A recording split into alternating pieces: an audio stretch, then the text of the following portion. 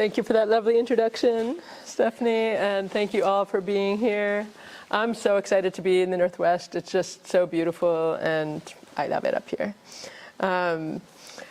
So thank you, Stephanie, for organizing this event. And as an access note, I'll just do a self-description. I'm a short, white Jewish woman with long gray hair, and I'm wearing a blue suit with a blue and white patterned shirt. We have printed access copies, so anyone who wants to read along can take one, as Stephanie is passing them on. And then I want to give content notification. Well, I'll be showing slides that display some of the quotes that I'll be, is this better here? I'll be showing slides that display some of the quotes I'll be reading.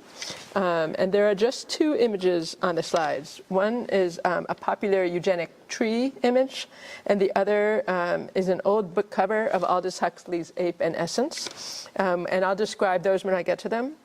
As I'm speaking, this is a disability-friendly space. Please feel free to move around in any way that feels comfortable for you. So for the content notification, I'll be discussing historical discourses that include racist and ableist violence and fictional depictions of disability-selective infanticide. And the old book cover is a clearly racist image. So please do whatever you need to do to take care of yourself during that. Okay. Mind the gap. In an online article in the National Review, Wesley J. Smith, a fellow in the conservative Discovery Institute's Center on Human Exceptionalism, condemns eugenics by asserting that all eugenics, new and old, springs from the same toxic well, denial of human exceptionalism and the intrinsic and equal dignity of each and every one of us. In resting his opposition to eugenics on human exceptionalism, Smith recapitulates arguments by early 20th century religious opponents of eugenics who were appalled that people were proposing to breed human beings, quote, like animals. Smith's insistence on the exceptional value of human beings highlights the roles of human exceptionalism and animality in eugenic thought. In fact, as I demonstrate in what follows, human exceptionalism not only bolstered anti-eugenic religious arguments circulated by Smith's earlier counterparts, but also strongly motivated eugenics itself. In the first two sections of this talk, subtitled Eugenics and Racial Temporality and Disability and Animality, I will lay out some of the ways North American and British eugenicists understood non-white race, disability, and animality as forces each capable of exerting a drag on the forward thrust of eugenic progress. Next, I'll introduce the human exceptionalist aspect of eugenics by tracing the incoherent treatment of animality in eugenic discourse. Eugenics relied on human animality to justify its interest in and methods for breeding superior human beings, on which their arguments for controlled breeding relied, demonstrates that animality is a crucial fulcrum on which eugenic thought turns.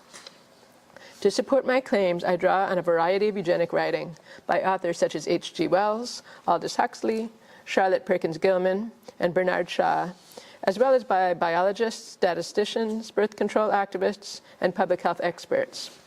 All of these figures contributed to the diffusion of eugenics throughout transatlantic scientific, literary, and popular culture.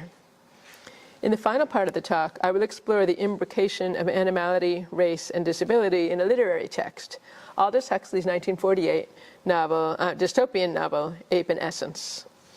Although some critics claim that Huxley moved past the eugenic commitments he demonstrated in the 1920s, Ape and Essence is built on a eugenic foundation, representing animality and disability together as a threat to white human existence. In my discussion here, I aim to reposition eugenic concerns about human beings sliding into oblivion, our stock destroyed, our race blotted out, and the like, as part of a project of human exceptionalism. I propose that we view the effort to direct evolutionary change as, in part, an effort to increase the evolutionary gap between human beings and animals. In this project, both non-white race and disability were seen as retarding forces. Okay, eugenics and racial temporality. Late 19th and early 20th century Anglo-American eugenicists worried that unless human beings improved themselves, made themselves fit for the modern world, the race would be blotted out, as American suffragist, eugenicist, and presidential candidate Victoria Woodhull put it. H.G. Wells expresses this concern in Man's Heritage, 1944, where he writes, and I'll put this on the slide, "The question is whether our species, we, our children, and our children's children, can adapt ourselves and conquer the new world, or whether we are going to spin down this vortex to extinction. Extinction, which has been the fate of all the mighty races of animals that have lorded it over the world in the past." As can be seen in the last sentence of Wells's assertion, the word race was used variously by eugenicists in this period. It was often used to mean species, as Wells uses it here regarding other mighty animals. Woodhull demonstrates this use as well when she uses the race as equivalent to humanity and future generations. But the race could also mean, and often did mean, the white race, given that white eugenicists rarely credited other human populations as the subject of eugenic improvement. That such improvement was understood in terms of white supremacy is clear in Francis Galton's call for eugenics to, quote, "cooperate with the workings of nature by securing that humanity shall be represented by the fittest races." Aldous Huxley also makes this explicit when he warns in 1927 that if humans allowed degeneration to continue, the, quote, "colored races could triumph." And here's a quote on the slide: "If he has a gun and can shoot straight, a chimpanzee is a match for Napoleon. When the masses of the colored races are as well trained and highly industrialized as our own, we shall have little or nothing on our side to outweigh the numbers." In the context of eugenic thought, Huxley's slippage between the chimpanzee and, quote, "colored races" must be seen not only as dehumanizing in the sense of demeaning, but also as dehumanizing, or we might say prehumanizing, in the sense of chronology.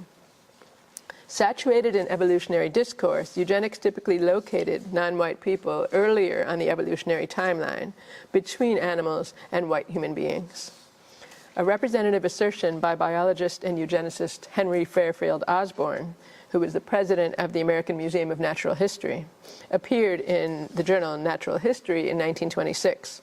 Quote, "The Negroid stock is even more ancient than the Caucasian and Mongolian." Osborn went so far as to contrast the Negro with the species Homo sapiens. Thomas Henry Huxley, Aldous and Julian's grandfather, displays this evolutionary racism in the paleontological language he uses to disparage black people. Quote, "It is simply incredible that when his disabilities are removed and our prognathous relative has a fair field and no favor, as well as no oppressor, he will be able to compete successfully with his bigger-brained and smaller-jawed rival in a contest which is to be carried out by thoughts and not by bites." So you can see that he's almost equating black people with apes in that quote. Therese Alice Pickens describes this racist temporality when she writes that, quote, "Blackness appears as the antithesis of history, its excretion, whereas whiteness stands in for progression." The fear Aldous Huxley expresses in his passage about the colored races evinces a sense of temporal confusion that arises from racism's prehumanizing moves.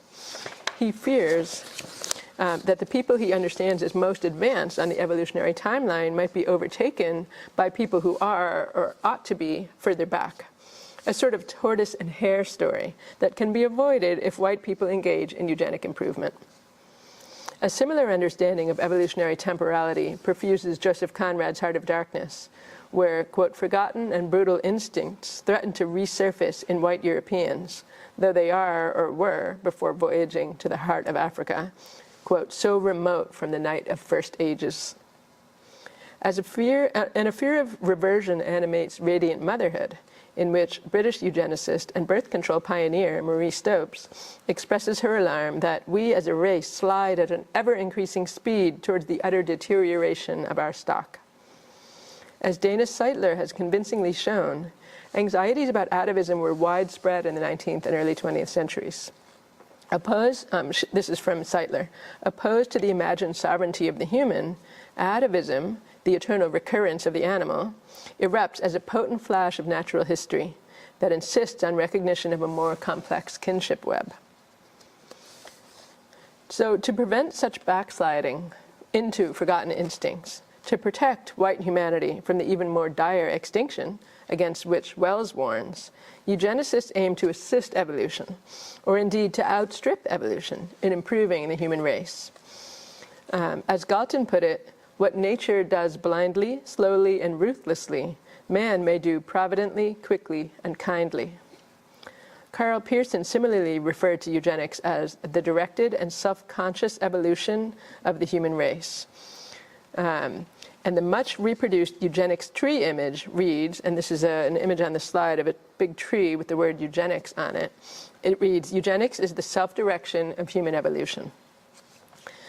So it has this image has that sentence on either side of the tree, and then on the tree's many roots, it has the, it has the names of different fields of study, such as genetics, statistics, sociology, history, etc. Under the image of the tree is the sentence, like a tree, eugenics draws its materials from many sources and organizes them into a harmonious entity. So given their assumptions about racialized people's evolutionary status, directing evolution meant for most eugenicists cooperating with white supremacy. So the next section here is disability and animality. And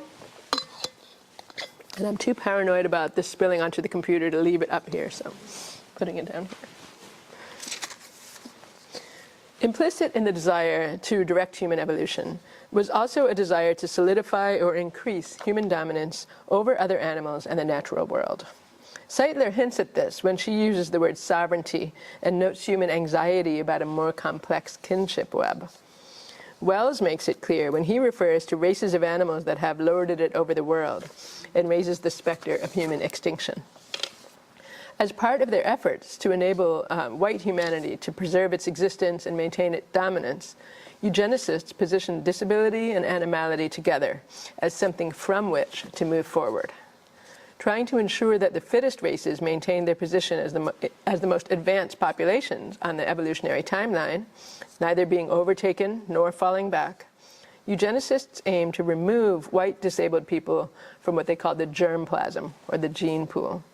They viewed white disabled people, especially but not at all exclusively, people they considered feeble-minded, as a menace to humanity. Menace is in quotes. I have a footnote to that where Margaret Sanger uses the word menace and danger and emergency and crisis a lot of times in her chapter, The Fertility of the Feeble-Minded. So the menace lay in the infiltration of what should be the fittest race by people considered subnormal or even subhuman, disabled and or disadvantaged white people. To emphasize their threat to human progress, eugenicists frequently used animality to describe disabled human beings.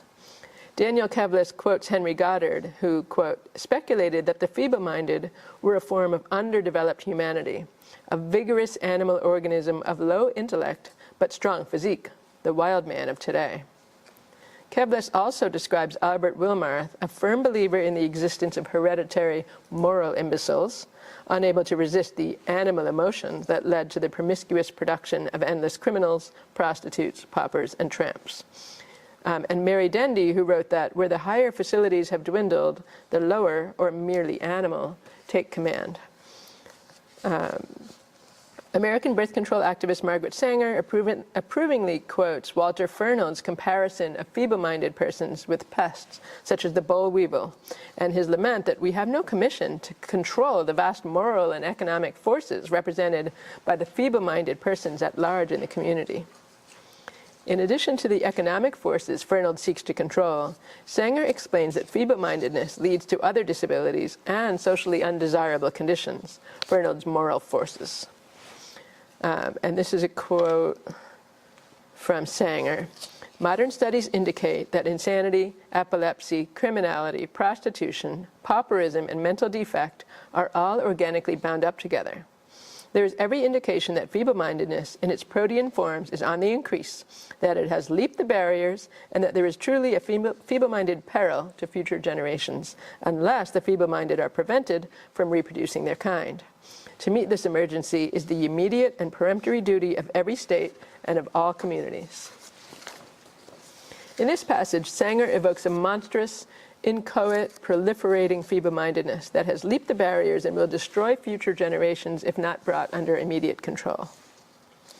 In an analogous description of this emergency, Sanger's British counterpart, Marie Stopes, reimagines the discourse of pests that we see in Fernald.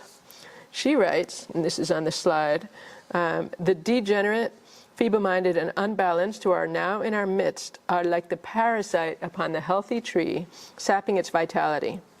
These are only able to flourish and reproduce so long as the healthier produce food for them. But by ever weakening the human stock, in the end they will succumb with the fine structure which they have destroyed.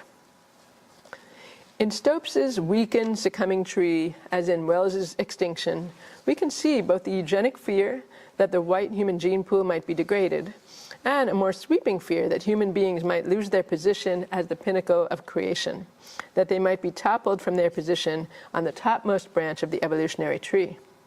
Eugenic discourse about non-human animals delineates this underlying fear. Eugenics as human exceptionalism.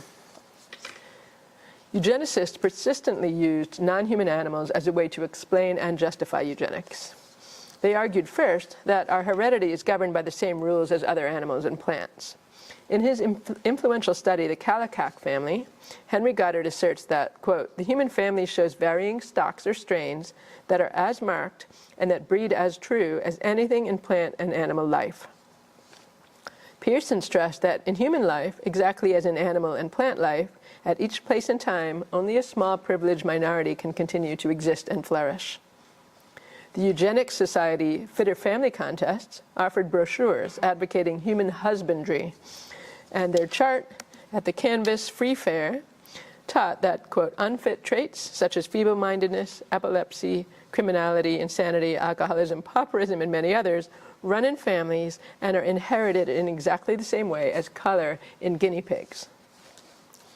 Eugenicists then used the similarity among living beings to argue for eugenic measures. They repeatedly objected to unregulated human breeding by pointing out that people would never allow their cattle, sheep, or pigs to breed willy-nilly. They claimed that humans had an obligation to cultivate our best types, just as we cultivate the best types of our plants and animals, but that the obligation was even greater in higher beings, such as ourselves. Galton began this trend by arguing that as a new race can be obtained in animals and plants, so a race of gifted men might be obtained under exactly similar conditions. Woodhull agreed. She wrote, we can produce numerous modifications of structure by careful selection of different animals, and there's no reason why we should not be able to modify and improve the human species to the same extent. This reasoning governed the American Eugenics Society's propaganda at state fairs and exhibitions as well. For example, at an exhibit in Philadelphia about the cost of deficient people, there's quotes around deficient, of course, a placard asked, and this is on this slide, how long are we Americans to be so careful of the pedigree of our pigs and chickens and cattle, and then leave the ancestry of our children to blind sentiment? And that those italics are original. Like they were like, how can we do this? But at the same time that eugenics used animal breeding as a model for human improvement, and to an even greater degree, it worked hard to disavow the connection between us and those animals, calling for moving humanity further from its own animality. The disavowals took many different forms. First, because eugenicists saw evolution as temporal spatial progression from lower to higher forms, they used a variety of temporal and spatial metaphors when promoting human movement upward from what was understood as their lower and older animality. There are frequent calls to, quote, raise the race to a higher plane, to generate a steady evolution of the higher and nobler nature of man. White supremacist Lothrop Stoddard used an embodied version of this vertical language to describe a primitive animality, an underman, that dominates the lower social strata, especially the pauper, criminal, and degenerate elements. He describes the power of this animality as society's dregs boiling to the top, an obviously improper vertical hierarchy that must be overturned by eugenics. And many eugenicists were explicit in their calls to move human beings further from animality. Charlotte Perkins Gilman, for example, explained that it has taken Mother Nature long, long ages to turn fierce, greedy, hairy, ape-like beasts into such people as we are. It will take us but 2 or 3 close-linked generations to make human beings far more superior to us than we are to the apes.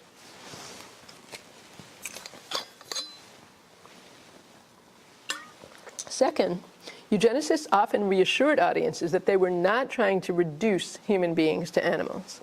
This move defended against the type of argument made by Wesley Smith and by many early 20th century thinkers who opposed eugenics on religious, human exceptionalist grounds.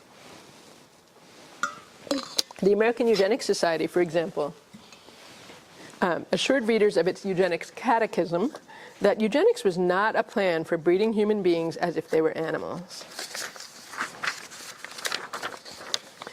Woodhull, using the earlier term for eugenics, which was stirpiculture, wrote, "I hope that nobody will hereafter class me among those stirpiculturalists who reduce the begetting of children to the level of that of cattle." Her use of the word beget, like the use of the word catechism by the Eugenics Society, serves as a concession to religious critics of eugenics.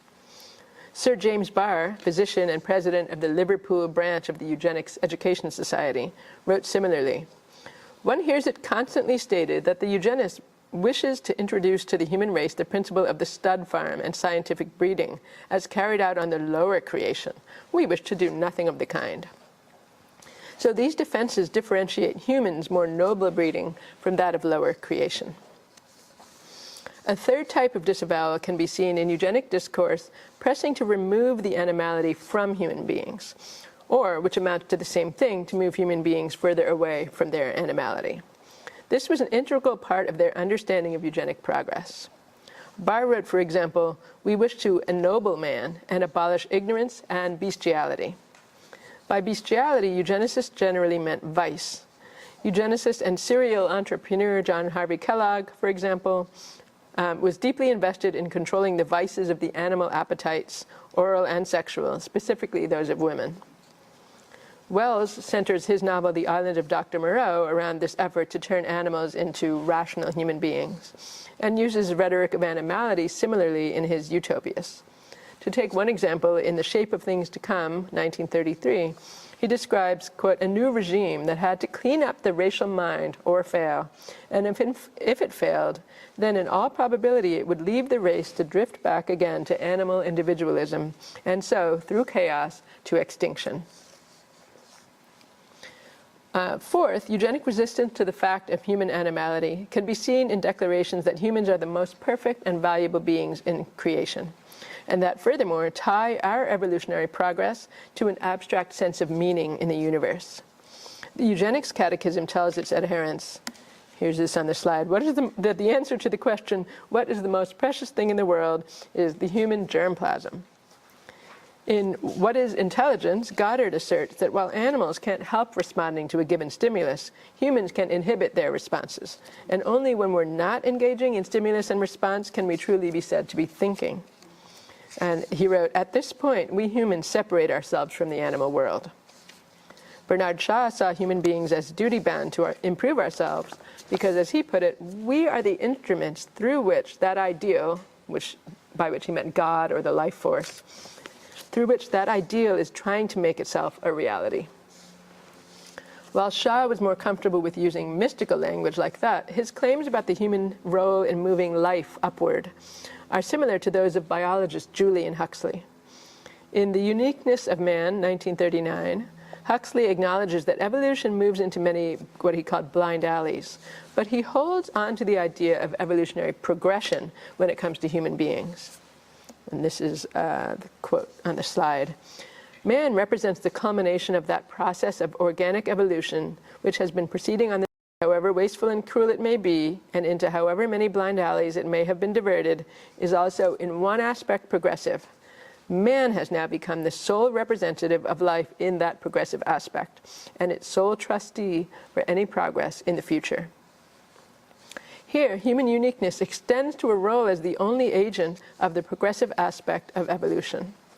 Neither Huxley nor Shaw can accept a purely arbitrary evolution, one that maintains mutations that happen to be advantageous in particular environments, rather than mutations that are better, higher, and more noble.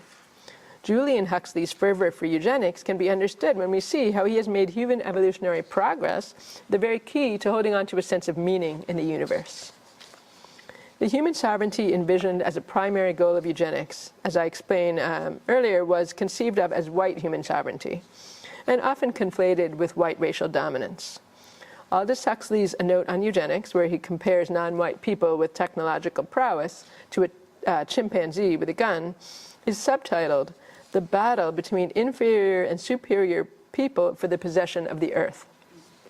In another essay about the risk of human beings, quote, growing stupider with positively vertiginous rapidity, Huxley draws on the work, I know he's funny, he draws on the work of R.A. Fisher, who had explained the paradox that the most intelligent and socially successful people might lose out to those who are stupid, but because of social conditions, able to reproduce in greater numbers. This paradox was the differential fertility given such overwrought description in Sanger's The Fertility of the Feeble-Minded. That I quoted earlier. Like Sanger's and other eugenic writing, Are We Growing Stupider takes for granted a differential system of human value. As Dorothy Roberts notes, intelligence became a shorthand for moral worth. In these two short essays, Huxley brings to the surface the intersecting classism, ableism, and racism that dismissed the human value of disadvantaged white people, disabled white people, and all non-white people, casting them as threats to white human dominance over the planet.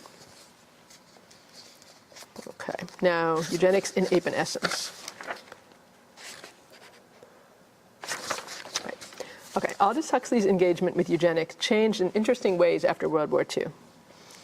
In his 1948 dystopia, Ape and Essence, Huxley scathingly criticizes the processes of selection and eradication that were used in Nazi eugenic programs. He condemns nationalism and laments that advances of science enabled the destruction wrought by World War II. But he also briefly portrays a reverse colonization of Europe by Africans, illustrating his worry that what is referred to in the novel as the order of things might be overturned. And I'm about to show the racist slide that I mentioned earlier. My slide here shows an image of a 1958 Bantam paperback edition with a large image of a dark-skinned face that looks like a human-ape hybrid, hovering menacingly on a red background behind two much smaller figures of a naked white man and woman turned away from the viewer. The woman with her arm up as if to protect herself from seeing the face, the man bent forward as though about to run from it. Although this cover is sensationalistic, it accurately captures the mixture of human exceptionalism and white supremacy that structure the novel. While Huxley's revulsion from Nazi eugenics has led some critics to believe Huxley turned his back on eugenic thinking after the war, Ape and Essence manifests a continuing eugenic mindset that links animality and disability and associates them with white human devolution and the threat of white human extinction. The novel opens with a frame story in which two Hollywood producers find a rejected screenplay for a movie called Ape and Essence. They seek out the writer, William Tallis, but he has died. They then provide the screenplay to readers. The central conceit of the screenplay is that humans have devolved into semi-apes, with apes understood pejoratively as the fierce, brutal, unthinking creatures of Gilman's eugenic fantasy that I quoted earlier. The screenplay is experimental, even chaotic, with a poetic and didactic narrator quoting Shakespeare and Shelley, moving forward and backward in time, and including symbolic set pieces such as an audience of baboons watching a movie.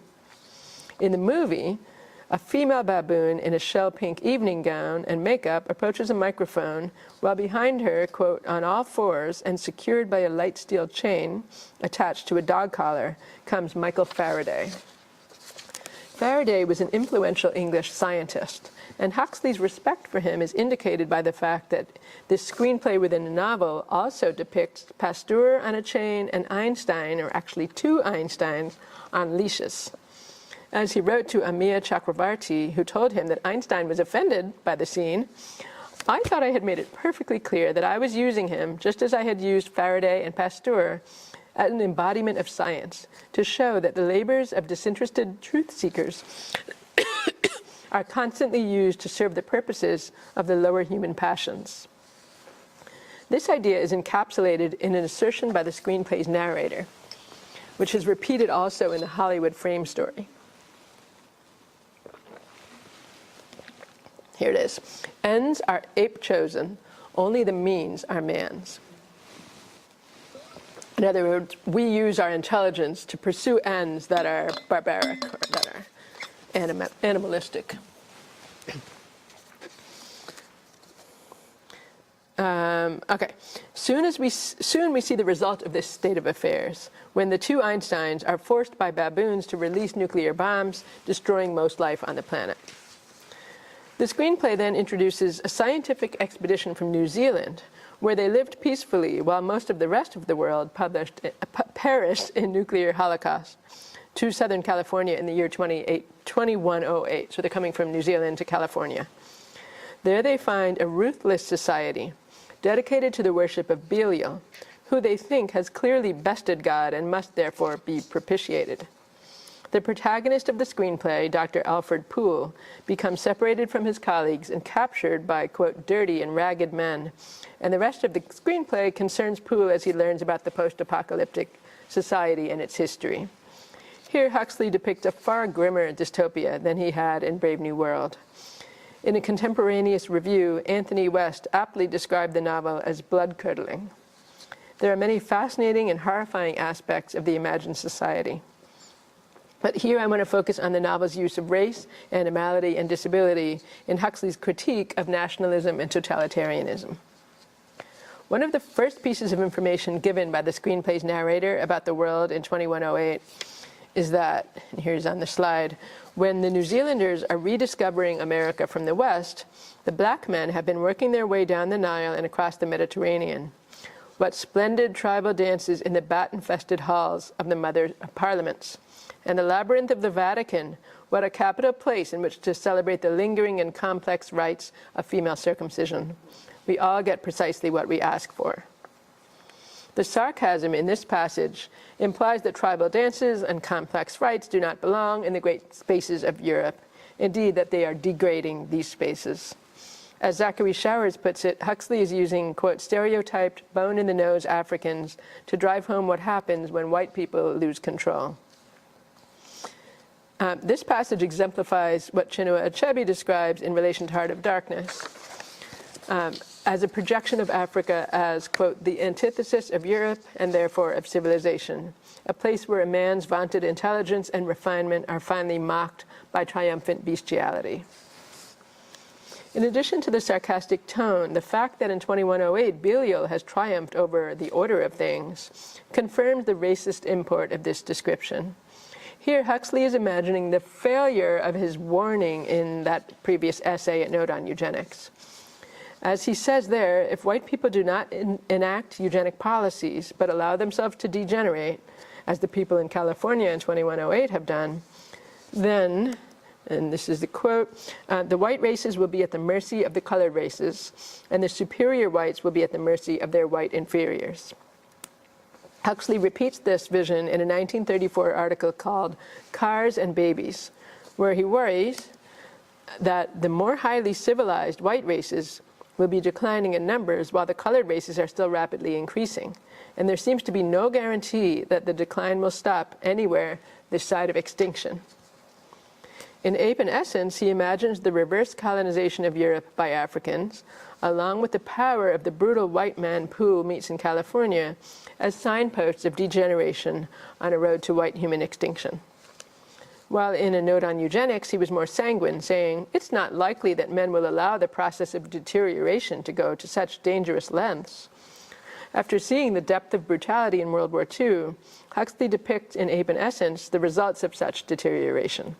The inferior peoples of his essay's subtitle now possess the earth.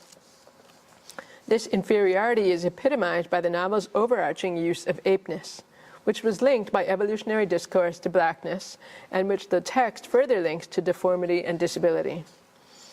As Keith Johnson points out, the novel describes humankind in a state of creaturely abjection without the possibility of righteousness. In 2108, human beings have even taken on the same breeding habits as animals, breeding through orgies only for a short period each year. The rest of the time, they seek and glorify detumescence, which they capitalize, indicating their slide back to animality, and as well as put it so through chaos to extinction. Representing devolution as darkness, animality, and insanity, the screenplay narrator, in introducing the New Zealand expedition, asked the audience whether they remember the bright planet, the boundless crystal of the sky, or whether they have forgotten or never known what lies beyond the mental zoo and the inner asylum. Here, the narrator associates animality with mental disability and suggests that for humans to have access to the bright planet, those forces must be contained. Later, in depicting the rites of purification that the society engages in, about which more in a moment, the screenplay reads, and here's a slide, close shot of a characteristic product of progressive technology, a hair-lipped Mongolian idiot.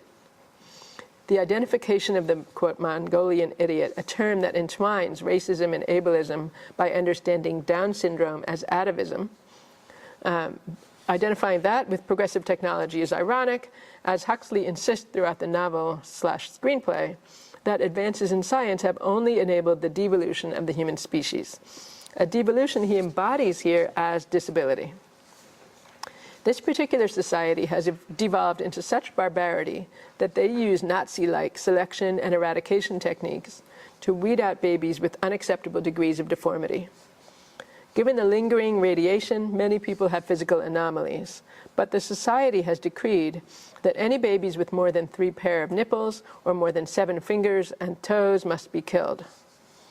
Here, Huxley seems to demonstrate an unusual awareness of the Nazi mass murder of disabled people, crimes that preceded and set the stage for the mass murder of the Jews, Roma, homosexuals, and others killed in Nazi death camps.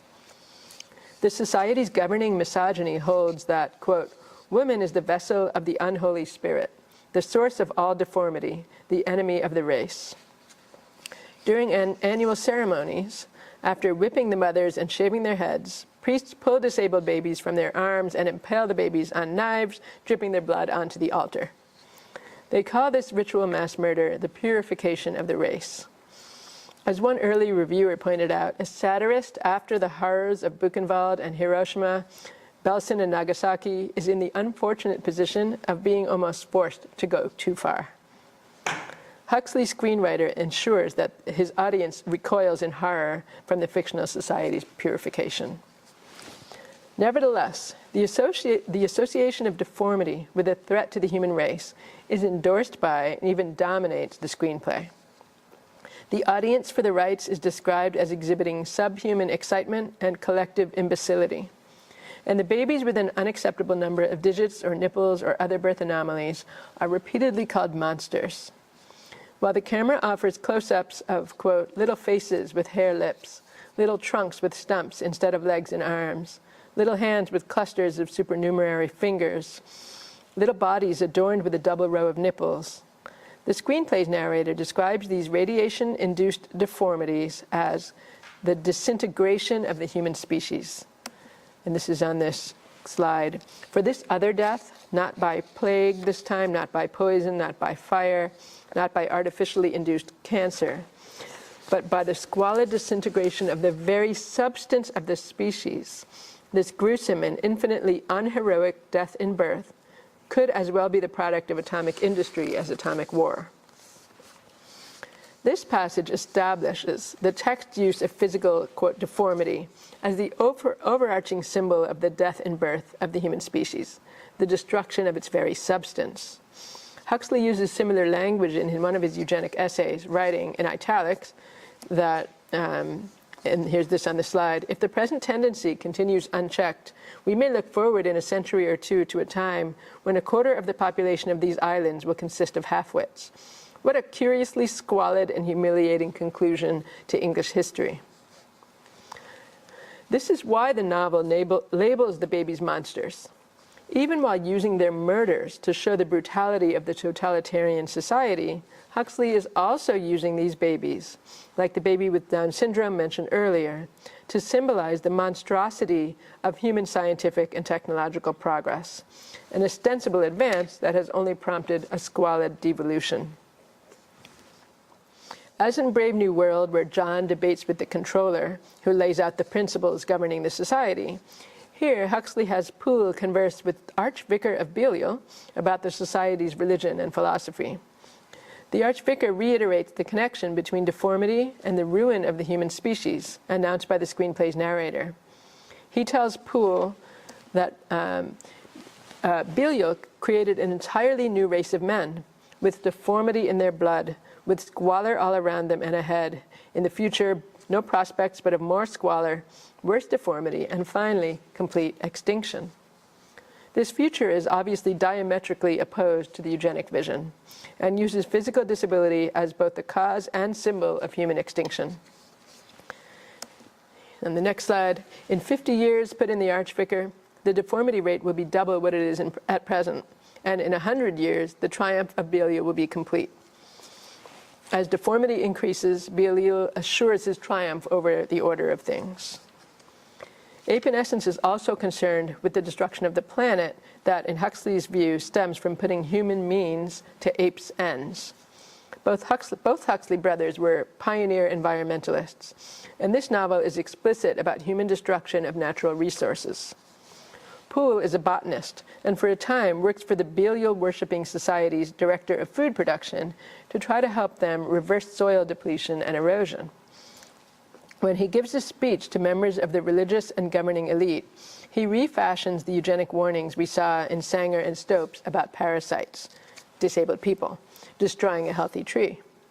Now that human beings have deformity in their blood, they as a whole have become those disabled people, those parasites, and the whole planet has become the tree. And here's a quote on the slide. The relationship between modern man and the planet, of which until so recently he regarded himself as the master, has been that not of symbiotic partners, but of tapeworm and infested dog, of fungus and blighted potato. Colorfully comparing humanity to tapeworm and fungus, Huxley here puts a conservationist twist on the eugenic fear. Further, Poole's speech fortifies the overarching rhetoric of the novel as a whole, which equates the horror of modern humanity with devolution, the dominance of unfit races, disability, and animality. For Huxley, while eugenics sought to move human beings further upward from animality, its failure has allowed white humanity to slide downward toward apeness, to lose its dominance over the planet, and therefore to spin down Wells's vortex to extinction. This dysgenic vision substantiates the eugenic call to increase the evolutionary distance between human beings and other animals, to cement white human dominance of the planet. The goal of promoting human sovereignty through eugenics is most forcefully articulated by Aldous Huxley's brother Julian Huxley in What Dare I Think? And here is this quote. Thanks to these properties, man has entrenched himself over a wider range of the globe's surface than any other kind of animal, and is in a position of dominance which would appear to be quite impregnable so long as he continues to cultivate his distinctly human characteristics. If the human race is to bring about its own collapse, it will be because it has counteracted the effects of natural selection without attempting to put anything in its place, has allowed harmful mutations to accumulate instead of weeding them out or preventing them from appearing, and, in fine, has neglected eugenic measures. Eugenics, this passage makes clear, seeks human improvement not merely for its own sake. The eugenic imagination puts human improvement in the service of human exceptionalism, seeking to ensure our continued sovereignty. When Julian Huxley warns against counteracting the effects of natural selection, he means allowing defective people to grow up and breed. And distinctively human characteristics, as is clear in an array of eugenic writing, are defined against not only animality, but also against blackness and disability. Huxley articulates here what emerges when we attend to the role of animality across eugenic writing, that eugenics seeks to eradicate the threats it imagines disability and non-white race to pose to human excellence, and thereby to increase the gap between human and non-human animals and guarantee human dominance over the natural world. Thank you for your time. Okay, so the question was about environmentalism and the idea of controlling nature versus like just enabling nature to do what it's going to do and not interfering with it. Julian Huxley was the former kind of environmentalist. He believed in controlling nature, and he really believed that humans knew better than nature, animals, anything, and so we should decide what should happen. And he was involved in planning a new zoo that had like Bauhaus architecture that was not conducive to the animals flourishing, but that looked good to human beings who were seeing the animals, and that was clean and efficient. And so you're very right to bring out that idea of efficiency. They were not our kind of environmentalists, but he was like the founder of the World Wildlife Foundation, and he was an environmentalist for the time, but at that time they're like eugenics, they had these enormous dreams for what humans could accomplish. We could control our own evolution, we could control nature, we could make everything better, because we're the only beings in the universe that were actually progressing, and everyone else was just, evolving every which way. But we were progressing we were always improving, and we had to help nature along. So it's very similar to what he wanted to do about eugenics. We had to help, both brothers were interested in eugenics, and we had to help nature make us better. Nature was going to do it anyway, but we had to help and control it. And similarly with animals and the natural world, we had to be in control of that. So they were very, what you call it, big thought, big hopes and dreams. There's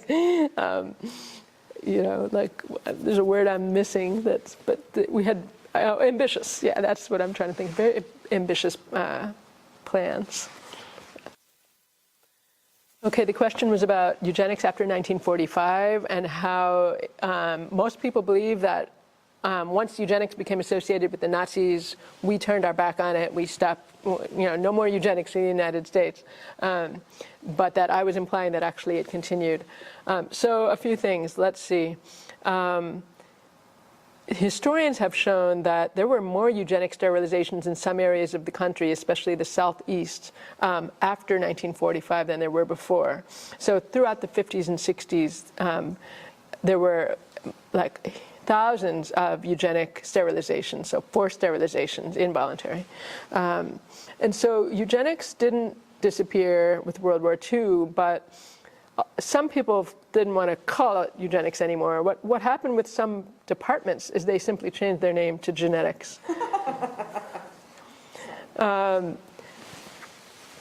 So it's very easy to say, okay, the Nazis took it too far, but still eugenic thinking makes sense. And we have now, in our day, the new liberal eugenicists who advocate eugenics, but they say, we're not going to do it the bad way. The bad way, it was racist, it was sexist. We're not going to do any of that. We're not going to, what we have now is consumer eugenics. If you want to design your baby, you can. If you want to have a selective abortion to make sure you don't have a baby with Down syndrome, you can.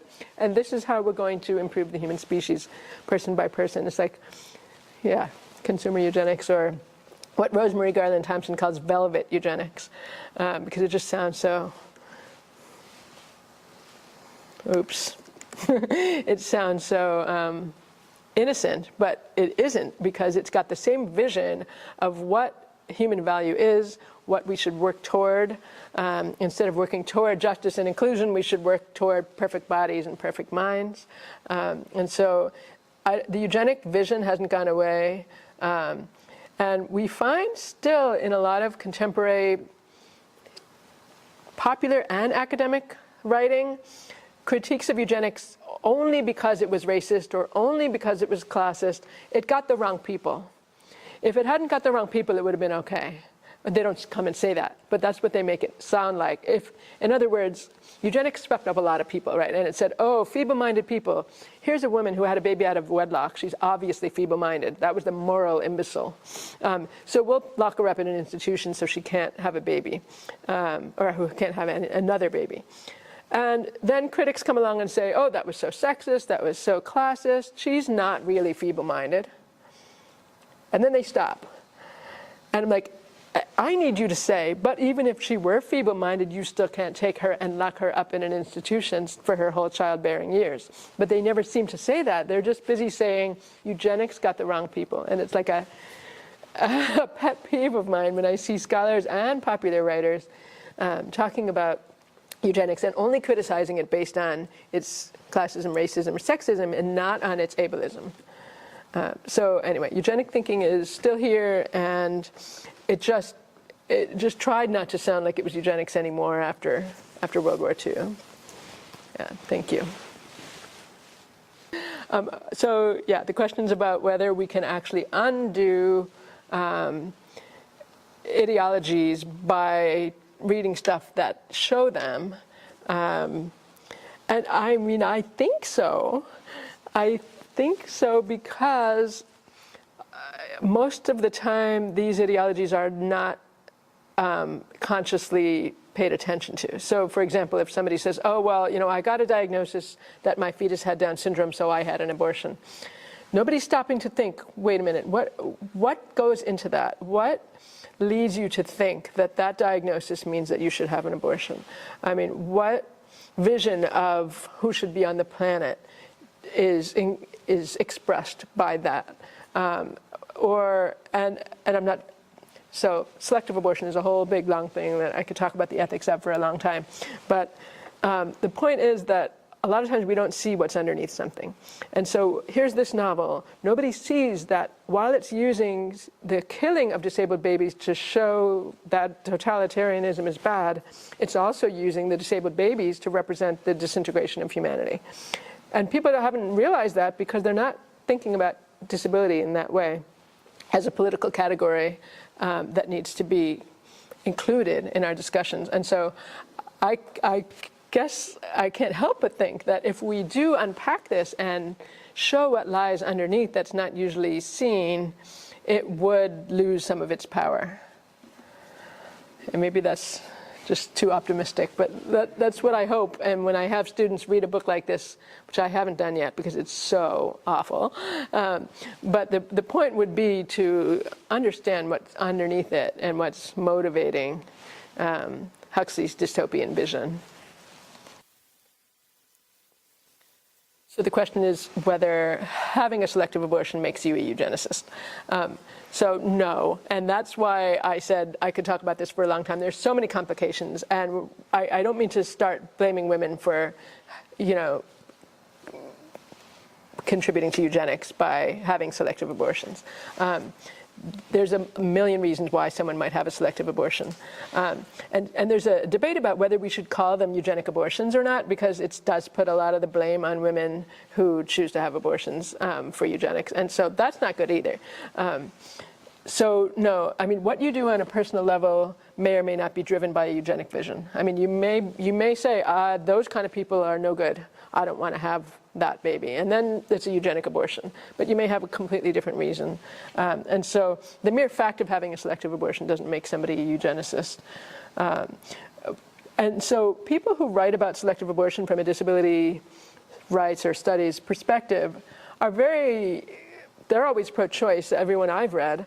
And they say women have a right to, you know, an abortion, whatever their reason. But what they want is for the society not to encourage eugenic abortions to the degree that it does. So for example, when a genetic counselor tells you, oh, your fetus has this anomaly, they say, now you have a hard decision to make. But they don't say that if the baby doesn't have a genetic anomaly. They don't say, oh, congratulations, you're pregnant, but you have a big decision to make, you know. So there's so much pressure and discourse that says you should not bring a disabled baby into the world. And women who have children with Down syndrome are constantly asked, didn't you get tested? Well, what if I did or what if I didn't? Well, first of all, it's none of your business, right? Second of all, you're implying that had I known, I would not have had this baby. And so that's eugenic thinking, and that's the kind of thing we really want to disrupt, rather than what decision an individual woman makes about her own pregnancy. The question is about the line between corporeality and morality, and then Huxley's vision of squalor and what that looks like for him. I'll answer the second one first. For Huxley, squalor is visible. It's visible in ragged and dirty men, and like their dominance over their women, and the ape-like society that they've created. So by squalor, he means like basically devolution. Like we've devolved back from civilized people to these primitive ape-like people. For Huxley, and I think for a lot of eugenicists, there's not much of there's a great connection between the body and the moral. Because when I read those lists of things like the pauper, the epileptic, they always conflated or combined physical disabilities, mental disabilities, and social conditions such as whether you have money. And so for them, all of this was degeneration. And all of this was, or they would just come out and say, this is all related to mental defect. So if you had, if you were feeble-minded or had a mental defect, you were probably also a pauper, a criminal. If you had babies, they would also be paupers and criminals. They would be epileptics. They would be physically disabled. They just lumped it all together. And it's quite interesting, really, because why wouldn't they think that being a pauper, which meant like being on public assistance, why wouldn't they think that that was an environmental thing? Why would they possibly think that was hereditary? Yeah. One follow-up. I just wanted to say, Lombroso is saying the same thing with queers. Like they have short hair, With queers? Lesbian. Yeah. Right. Actually, in the project that I'm working on now that this is a part of, I really need to do more with the sexuality aspect, because it was yet another way that people were shown to be disabled, something's wrong with you, you're like degenerate. And so that was also lumped in. There's a good book published recently that I need to use by Ryan Cartwright about rural queerness and eugenics and something or other. I know the name, but I forget the name of the book. But their name is Ryan Cartwright. The question was whether any of the people who were so big on controlling traits realized that sometimes you could control traits for your purposes, and it would be to the detriment of the being that was engineered, basically.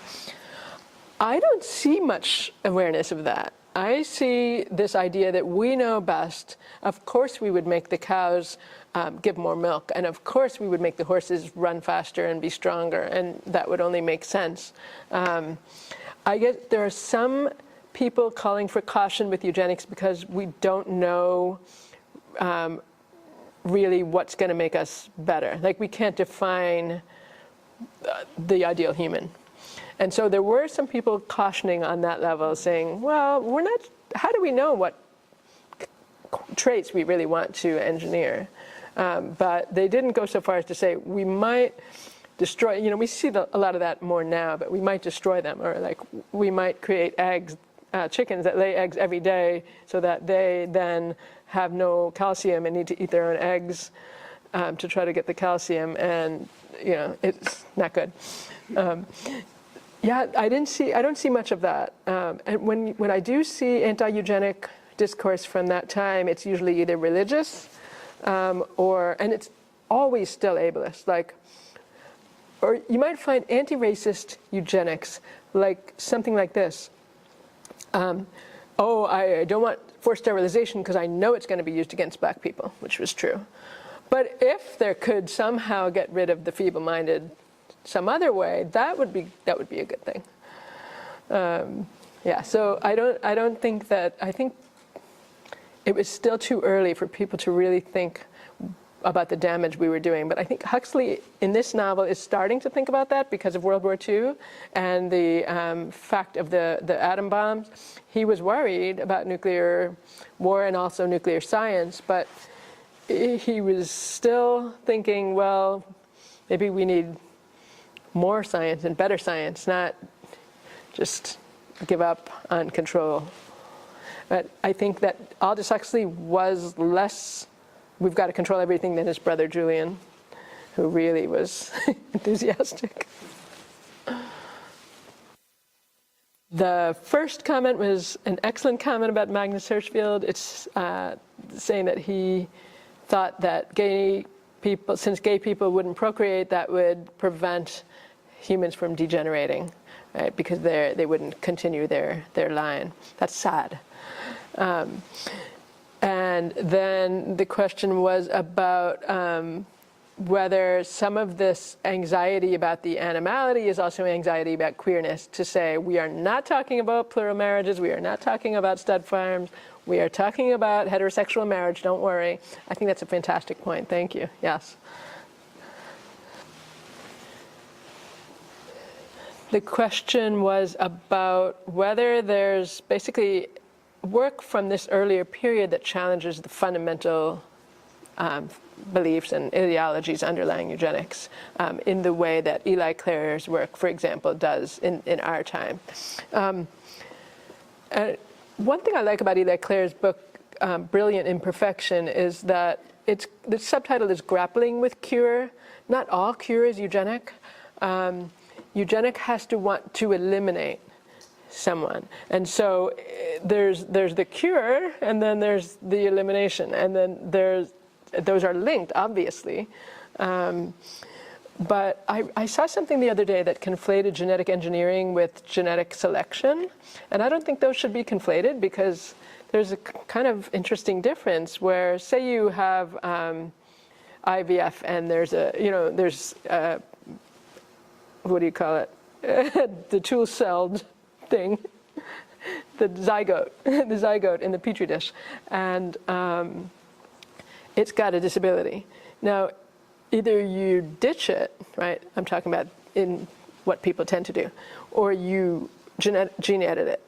And so someone was saying, oh, CRISPR is like an eliminationist eugenic tool, but I was thinking it could be that it's less eugenic than selection, which would say, don't implant that zygote, implant a different zygote.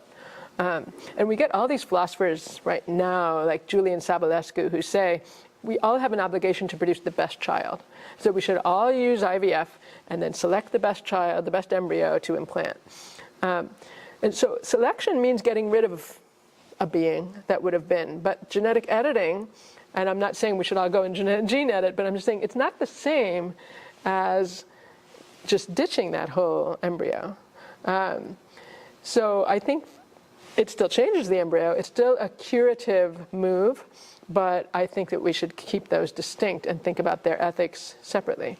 In terms of earlier 20th century anti-eugenic stuff, most of it is disappointing, because most of it starts out saying something like, I said before, like, oh, we shouldn't do this because we might get it wrong. And you're like, oh, yay, here's somebody who realizes that we're having hubris to try to change the human species. But then they say, but as long as we didn't do this or that, it'd be okay.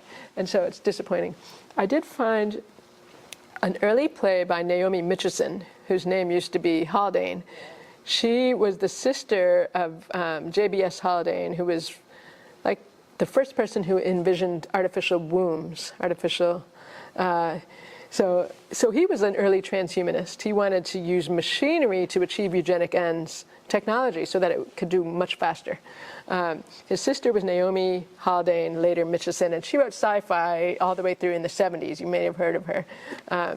She has an early play called Sanos Bairos, Saunos Bairos, and you can just get it in PDF. I really think that's the most anti-eugenic thing I've read from that period. It has a blind character. It's making fun of these priests who want to create a perfect race, but it's making fun of them wholesale. Like, it more than just, oh, they're trying to get power, but also, so they have the wrong idea about the perfect race, it turns out. And the real perfect race is the race that gets over the mountains, and the perfect race that they try to create fails. And so she's mocking the whole idea of creating a perfect race, but the people who do make it over the mountain include a blind person.